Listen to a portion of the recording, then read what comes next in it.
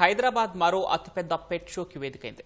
500 కుక్కలు 100 పిల్లులను ఒకే చోటికి తీసుకొచ్చే హైక్యాన్ 2025ను మాజీ మంత్రి కేటీఆర్ ప్రారంభించారు. నార్సింగ్లోని ఓం కన్వెన్షన్లో జరుగుతున్న ఈ ప్రదర్శన 2 రోజుల పాటు కొనసాగనుంది. 500 శునకాలు 100 పిల్లులను ఈ ప్రదర్శనలో పెట్టారు. నిత్యం ఏదో ఒక పనితో బిజీగా వారు వారాంతం కావడంతో పెట్స్ను తీసుకొచ్చి అక్కడ జరిగే పోటీలలో పాల్గొని అవార్డులు గెలుచుకున్నారు.